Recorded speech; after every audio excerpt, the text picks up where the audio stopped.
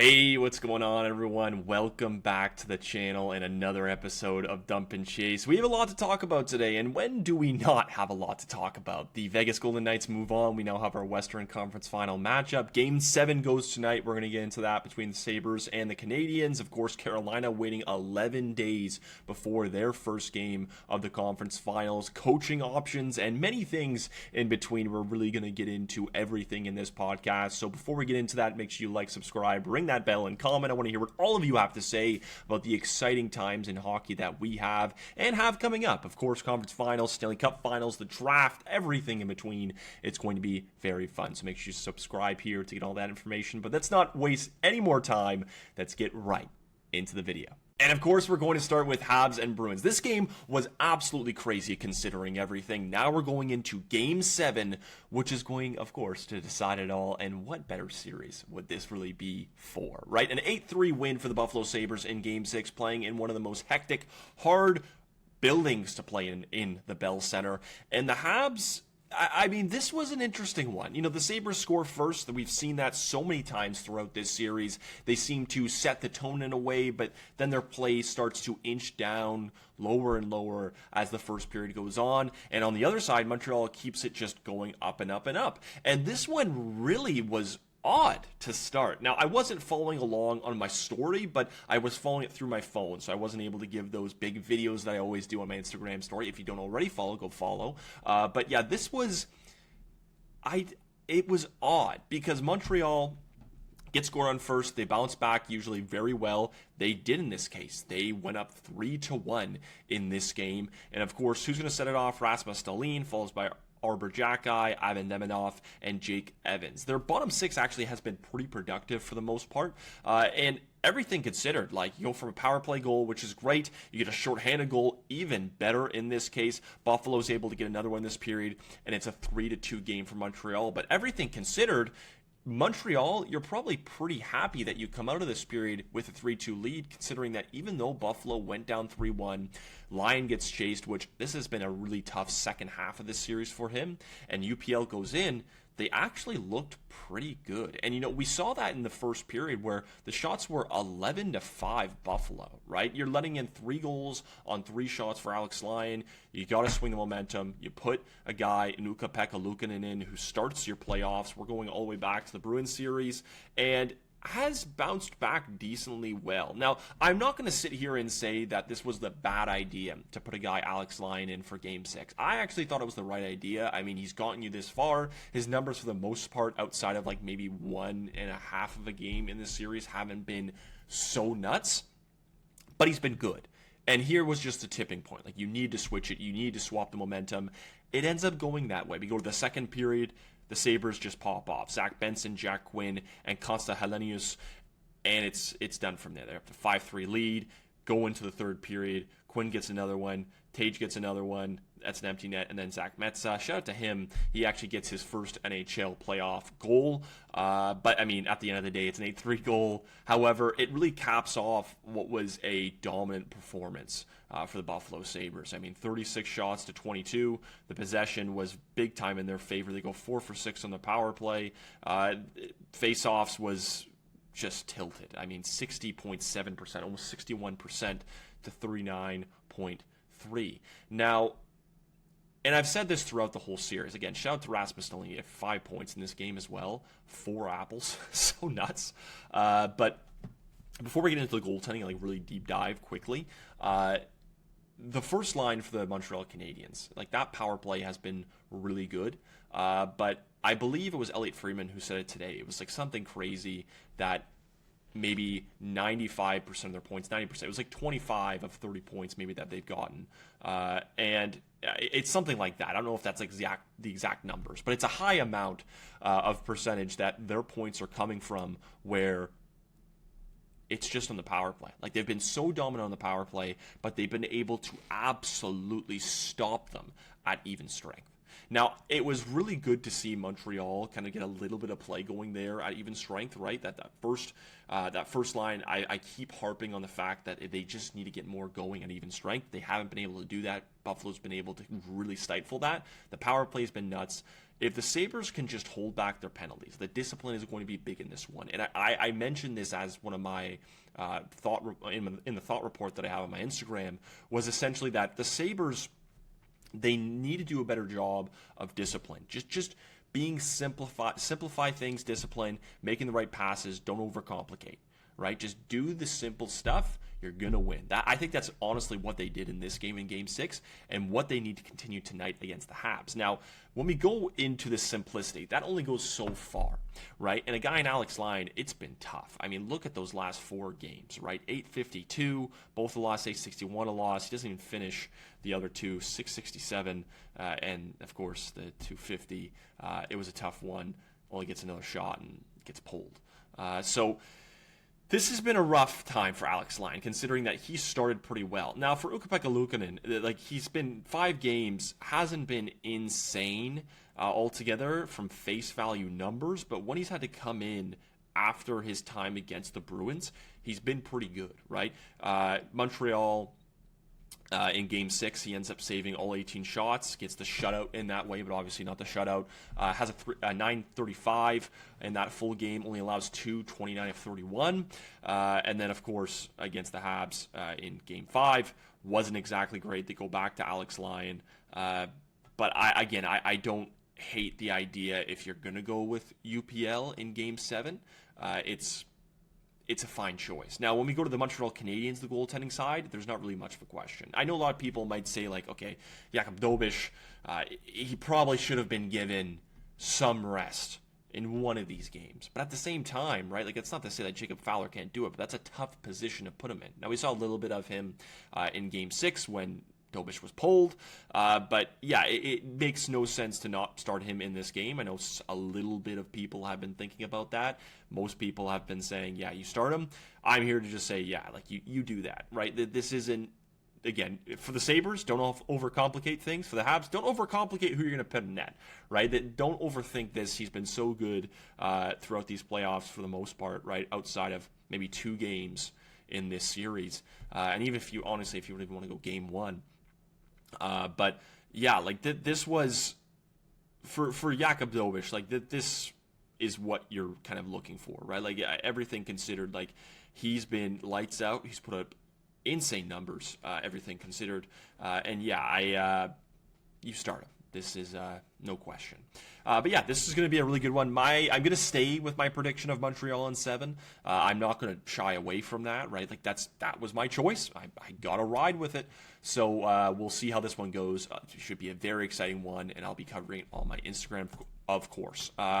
The Vegas Golden Knights move on to the conference final. They beat the Anaheim Ducks in Game 6, 5-1. Yeah, this was a dominant performance by the Vegas Golden Knights. And, before we even get into just, if you want to say it this way, glazing the Vegas Golden Knights, Anaheim was really good in this series. I thought they actually played pretty well for the most part, everything considered. They weren't able to go double digits in any of the periods. Vegas wasn't even able to go double digits in any of the periods. And for Anaheim, like, they outshot them 32-21. I'm not going to be surprised if this is a shorter series with Anaheim and Vegas. That's not to say they're bad, and I think that they probably are a better matchup for them, but Anaheim played well in this series. I think they deserved a 7th game. Carter Hart save. He had a 969, 1 goal against. He's really turned on his game. I think that he's been inconsistent, everything considered, but he's really turned on his game. Pavel Dorofeyev, I'm going to go to him quickly. I was going to go to him later, but he's really turned it on the last couple. He's got about 5 goals in his last 5 games. He's been solid. He's really put himself in positions to succeed, I found, Dorofeyev, right? Like, this was a guy where at one point he was not putting up points. Like, we'll go to his game logs here. Like, it was tough for him at one point. Very, very dry at some points, like, especially to start that Utah series where they really needed him, and it looked like Utah was going to push. He ends up getting a hat trick in one of those games, cools down a bit at the end, especially at the start of the Anaheim series, and really heats up again. I wonder if this is going to happen, the same thing for or against Colorado. I hope not in their case, because again, you want to see a good competitive series instead of one that's just going to be an absolute bulldozer of a series. But yeah, in this one, shout out to Anaheim. I mean, Beckett Seneca, he played very well. Finalist for the Calder. I think he really started to heat up at the end. A guy like Lucas Dostal was disappointing, I think, in these playoffs. Like, he wasn't as solid as I wanted him to be, or I think everyone was really expecting him to be. And that's, I'm not, breaking any news here. But when you give him a contract like that, especially an extension of where he looked really good. This year he wasn't exactly great. The playoffs were very okay. They got past Edmonton, who's also having pretty similar trouble with that type of stuff. But yeah, the biggest difference I found was Vegas wasn't really able to generate a ton all the time, but when they did, a lot of the time they capitalized on their chances, right? Anaheim was able to put a lot of shots on net, a lot of pressure. Vegas was able to really deflect that well for the most part in this series. We saw it at some points, it just wasn't great. You look at the scores, back-to-back 3-1 games, 6-2 in Game 3, 4-3. Anaheim played well enough where you say, okay, they may have not won. Maybe they deserved a better fate, and maybe they were the better team overall. But they played them well. They were hard. Their depth was good. Guys chipped in. And if you can just figure out that goaltending just a little bit, again, like I don't want to rip on Dostal too much, but if you can just figure it out a little bit, that can go the whole way. And this is a team that looked like one that can go far and can really do this again next year. And I think that's a really exciting idea for Ducks fans. And kind of scary for other teams in the West. Mitch Marner has been great. 18 points in 12 games, 7 goals. He had that insane goal in Game 5 where he goes between the legs, absolutely fools a guy in Dostal. He's been a driver on this team. He's been leading by example, setting a tone. I think a real test is going to be Colorado for him. That's a good team, really good defensively, good offensively. They don't allow a ton. Now that Minnesota series was, I guess, an outlier, but Minnesota also played well. We'll get into that a bit. And yeah, it was really interesting to see, or it will be interesting to see how Marner is able to play. This is going to be his first conference finals, right? This is the most points he's put up in the playoffs, most goals I think he's had. I believe he's had by a long shot now, and he's tied his assist total throughout the playoffs he's had with the Maple Leafs. So this is going to be really interesting to see how he does in what is going to be a very different, just beast. So we'll see how he does. Look at the stats really quickly. Yeah, Marner leads it. Kaprizov, Hughes are all there. Speaking of that series, so this one, unfortunate. A 4-3 game. This was Minnesota's to win, truly, and they had it. They were. I'm lost for words in this series because the Minnesota Wild went without a guy in Joel Eriksson Ek. They went without a guy in Jonas Brodin. Those are two big pieces. One, considering that Minnesota doesn't really have a ton of solid center depth, something that I hope that I think that they will address in the offseason. And of course, you take out a guy in Jonas Brodin, probably your best shutdown defenseman. This is going to make a big difference against a lively Colorado offense. And we saw that. Minnesota Wild, they go up 3-0 after the first period. You're thinking, okay, we have a lead. The shots was a big indicator after, big time. Minnesota looks really good in the first period. Colorado had a lot of chances. Jesper Wallstedt, shout out to him. He really was a big difference maker. But after that, Colorado just had a lot of good chances. They didn't allow a lot. They locked in. What I will say here is that when needed most, Scott Wedgwood made some big saves when he needed to. It wasn't a lot after the first period, but when he needed to, after coming in, he did the most, gave him a chance to win and crawl back, and that's exactly what happened, exactly to the T. Parker Kelly, I think he's been such a nice driver. He's not always going to put up massive points, but he chips in at the right time. He'll make a good pass, and he's so good in that bottom six. Jack Drury, and Brett Kulak. Brett Kulak, you talk about a guy that was traded from Edmonton to Pittsburgh, Pittsburgh, goes to Colorado. He was pushed out of the Oilers because he was seen as the weakest link. His contract wasn't great at the time, but he was a serviceable defenseman. And I think that's what was tough for the Edmonton Oilers, is that he was a good enough defenseman where you want him there, you want him on that bottom pair, and he's going to make it a pretty good impact. I don't think for the most part it was a negative impact. But he needed to move money to make things happen. Now that trade has totally blown up in the face of the Edmonton Oilers.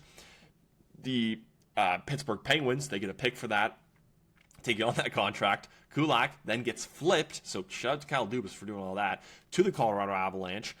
He ends up scoring the game winner off a 1T from Marty Necas, who made a play out of nowhere. Like, this guy went around the net, surveyed, made some time, waited for the play to develop. Here comes Brett Kulak down the wing, and this felt like a 3-on-3 overtime, to be honest, and the Wild didn't even have a shot in that overtime. Ends up opening up. It's a one-timer back of the net. Before, I keep talking about the Colorado Avalanche. Jesper Wallstedt. It was said today, or it came out today, that Philip Gustafsson is going to have hip surgery. I talked about on my story how quickly I did that might have been or probably was a big reason why his play really fell off and wasn't as what people were expecting, or as solid from what we've seen. And now for Wallstedt, like in this game, this was tough. He looked like a young goaltender, right? Jack Drury, that play in front, score 16:27 left, or 16:27. That's went away in the third period. Nathan McKinnon with an absolute snipe from what was probably just above the lower circle, perfectly placed. That rattled him big time. Like, you talk about the first goal rattling you, okay, fine, but to be able to pick that point, that's tough. And you saw that in the last goal, Wallstedt had to commit to the shot, ends up doing that. Nate just sells it so well, back of the net, he's already on his bum. Wallstedt's going to be a good goalie. And with that hip surgery, I think that everything considered, if he can take this, the starter net is his, right? It's already going to be his if he's not ready, but he can run with this thing. And I do wonder what goes on with that goaltending. But yeah, like he showed that he can win games, that he can look good. He's had his moments in this one, and then against the Colorado team, it was going to be a big test anyway. But yeah, like, Colorado showed why they were a Stanley Cup favorite. They bounced Minnesota in 5 games. I think this is a little bit of a different series if they don't have Joel Eriksson. I said Colorado in 7, and that was also the prediction prior to knowing that those guys weren't going to be, at the time, there for 2 games. They ended up not even being there for the whole series. So this was tough on that end. I think Minnesota is set up for the future. They'll figure out their center depth. They're going to figure out, for their sake, I hope, an extension for a guy in Quinn Hughes, who I think looked spectacular in these playoffs, and he led by example for sure. I think arguably he was their best player. And yeah, this is going to be fun. Colorado, they move on. I didn't get to this in the Vegas series, but I want to go over it quickly. Cutter Gauthier, he played with a broken, I think it was L1, L2 vertebrae that came against the Toronto Maple Leafs back on March 30th. But that's nuts. Like, to be able to play through that, he led the Ducks in points with 12. It didn't look like he was having trouble, to be honest.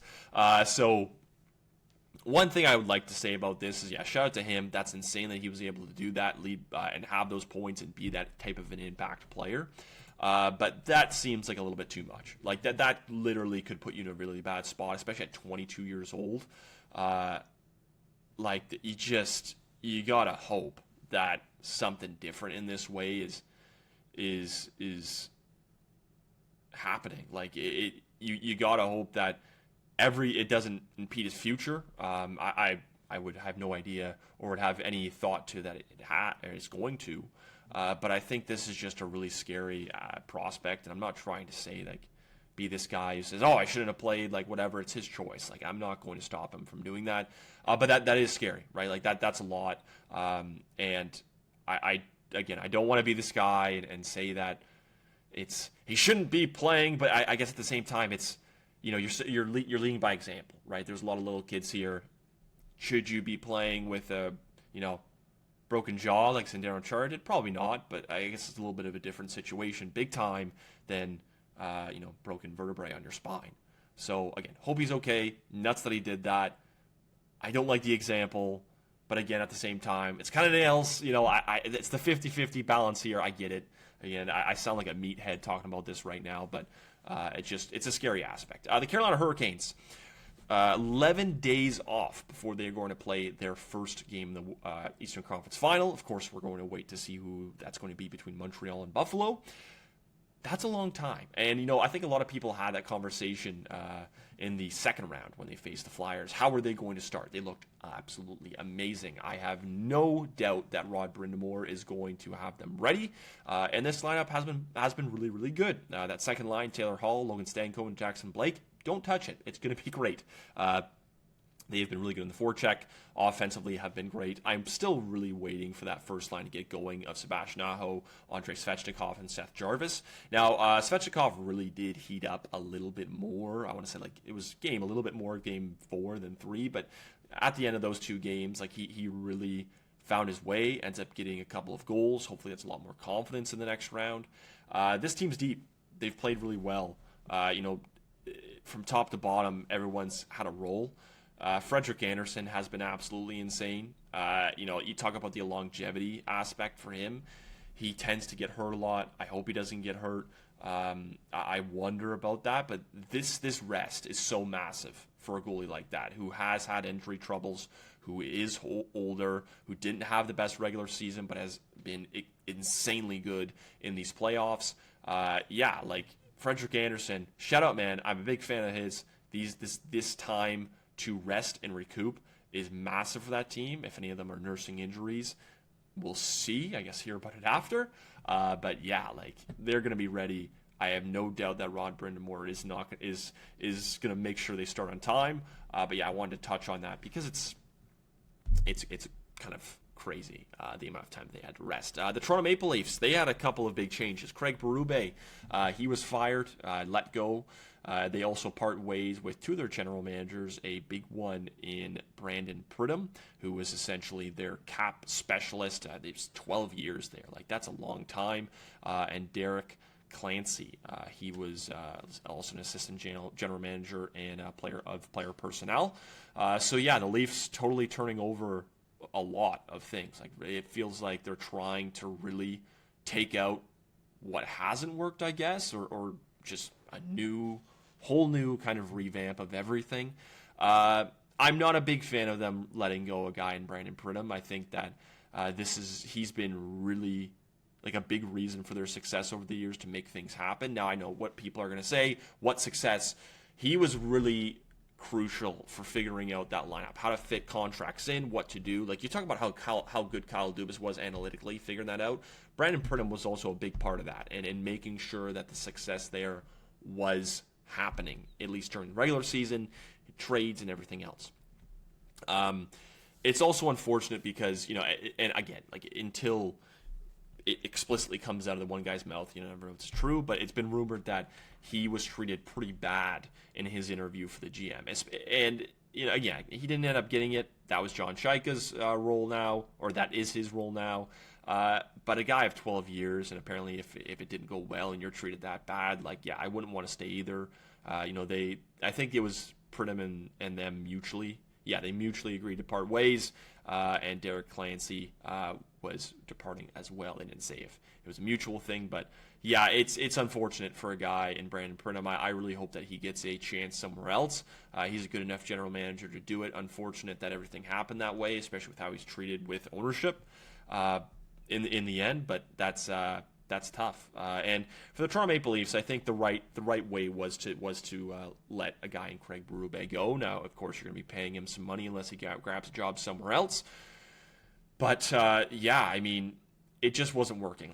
Playing Austin Matthews as a two-way center, he is very good defensively, but overplaying him that way as a second-line shutdown guy is just not going to happen.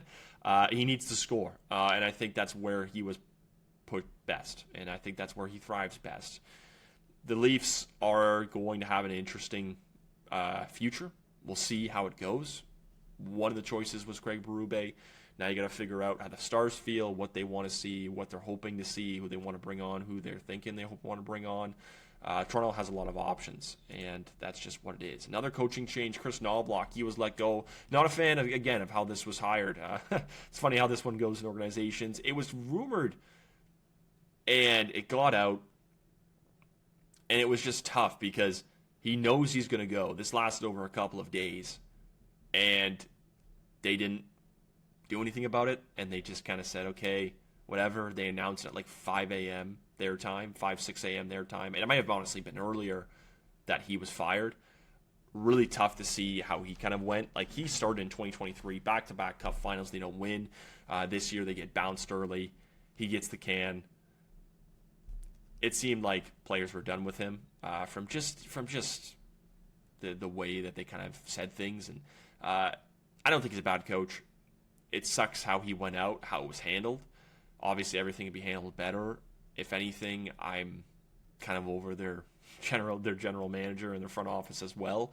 It's a lot of things need to go different in Edmonton. That goes from top to bottom. Players playing better, getting more guys in your depth, defense revamped, goaltending. Like, they've always tried to switch this. It hasn't happened. It's been an absolute debacle. Now, again, this isn't to take away what they've done the last 2 years, going to the conference final, winning that, and then going to the Stanley Cup final in back-to-back years. That's something to, relish on. Like, that's not easy to do. But you also need to, finish, win a cup, make it happen. And it didn't happen. And again, those things, that's how things went. You got to move on.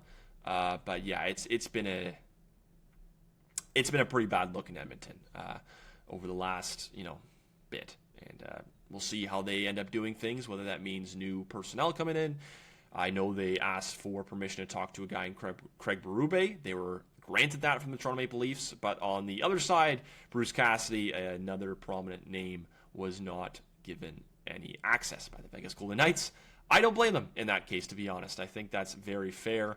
And speaking of the Vegas Golden Knights, they were docked a second-round pick, and John Tortorella was fined $100,000. Now, I probably should have brought this up when I was talking about the Vegas-Anaheim series, but this was too good not to have its own separate topic. I don't like it. I think that this is a ploy by the NHL. This is a little harsh. At the end of the day, they also said that this wasn't the first time that they've done this, so maybe it's not as harsh as we all think.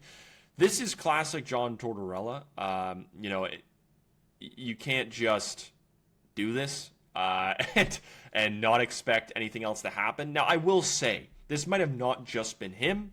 If you're going to have the whole room shut down, this sounds like it could come from upper management. And Vegas has had to deal with a lot, right? Like, they go into this game, the McNabb thing where he's suspended. They don't agree with it.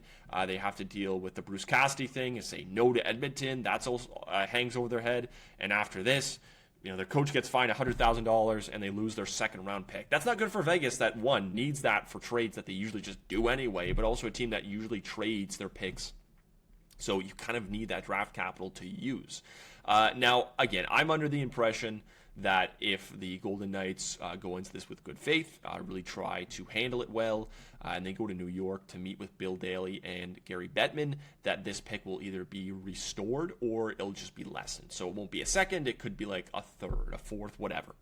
Now, I think that sets an interesting precedent for the NHL, right? Like, NHL teams saw that and said, whoa, like that's a lot, right? Like, you're not expecting to get docked a second-round pick for something like that. And now, again, they were warned, apparently. Apparently this isn't the first time.